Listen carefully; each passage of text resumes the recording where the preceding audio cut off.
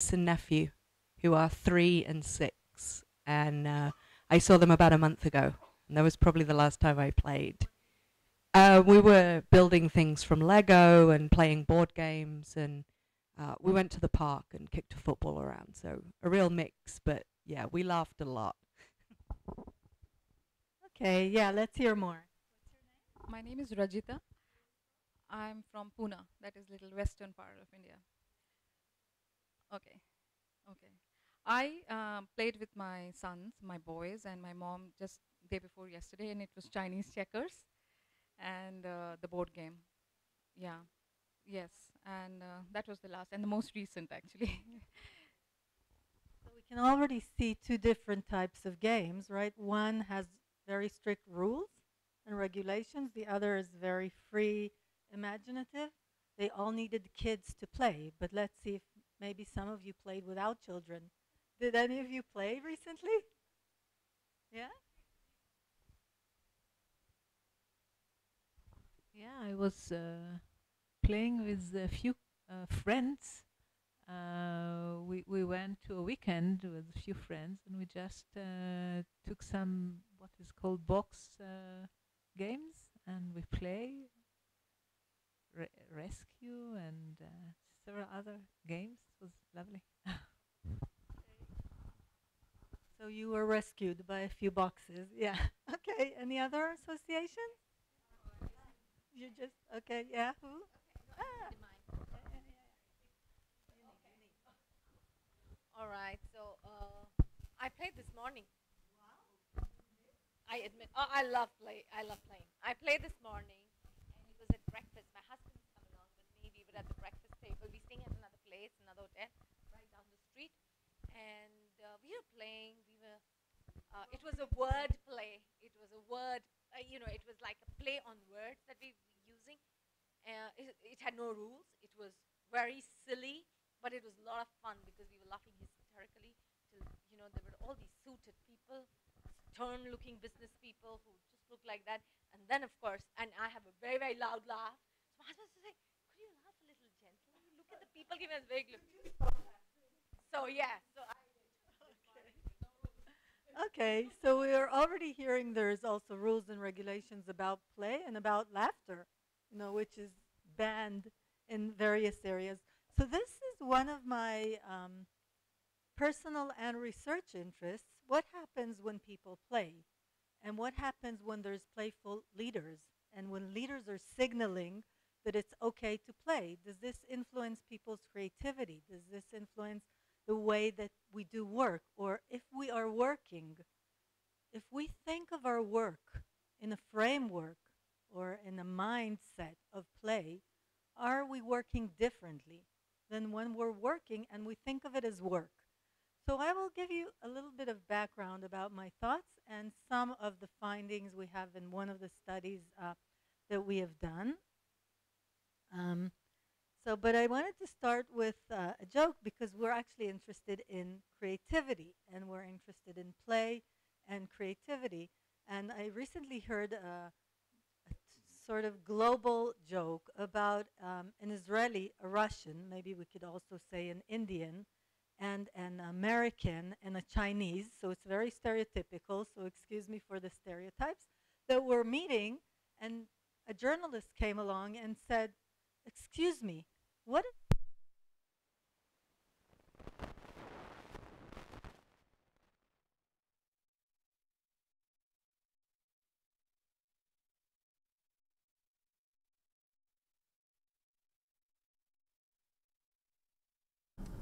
the Russian or the Indian said, "What do you mean by meat?"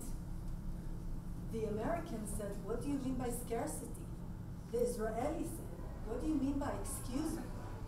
Okay, so this is just to say that Israel is a country that has a reputation of being very creative. One of the reasons I think Israel is quite creative is because there is this mind frame that you can break the rules of the game, that a lot of times you don't think in boxes. So this is part of it. So how can you become creative? By thinking differently, by bending the rules. Israel is called a startup nation because there's a lot of very good inventions that have come out of Israel. But then when the firm grows, we sell it to the Americans or the Chinese or whoever, because Israelis are not that good at running big organizations, but they're very good at having this vibe of the creative idea. So this is part of my Israeli interest in this. And now I want to take you 2 steps further. This is Philippe Petit. I don't know if you heard about him. He was a man, there's a great movie on him now called The Walk.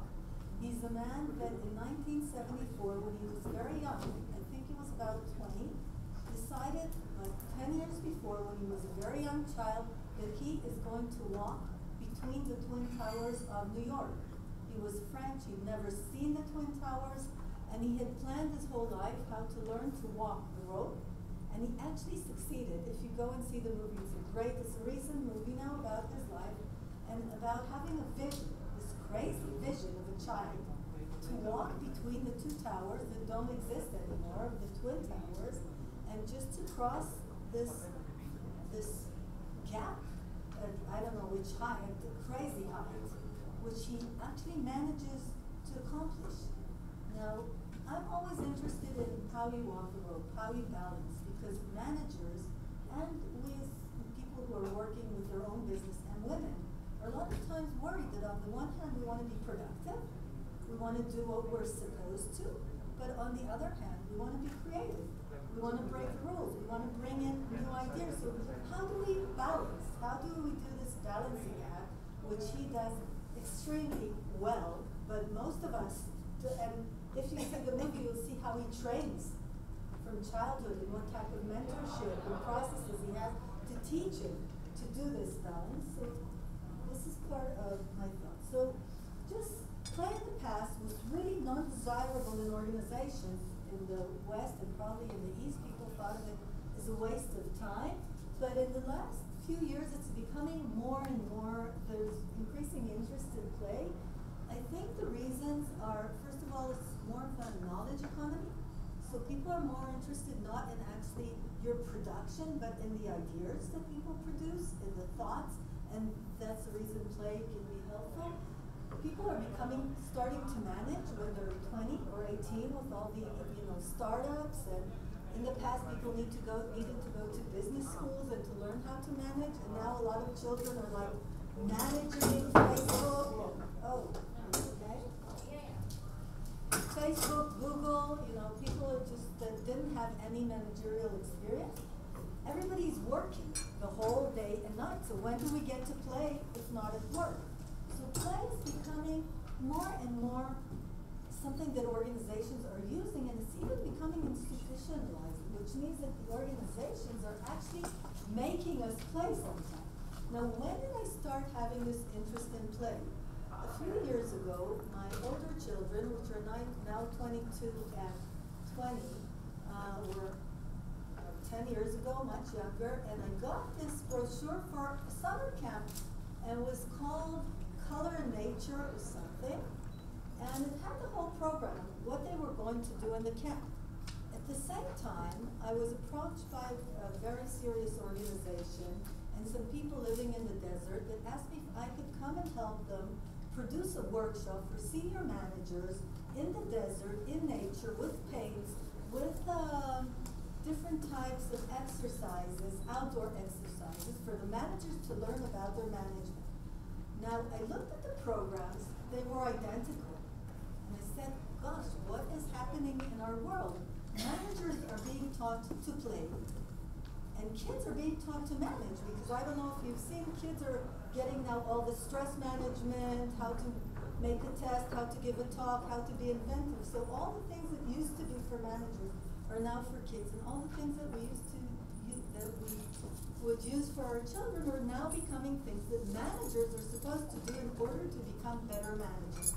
So at first I was very skeptical about this. I thought it's another way in which organizations are trying to control people's lives, also their playtime. But as I started reading more as a psychologist, also Piaget and Freud and Erickson, and thinking more about play, I started becoming more convinced in the power of play. So these are some managers at play. If you look at the internet, and I'm sure all of you have been in all these play workshops that have promised you that this will make you better managers or better employees. So one thing about play is that play is very basic, and it changes the way that people think, people react.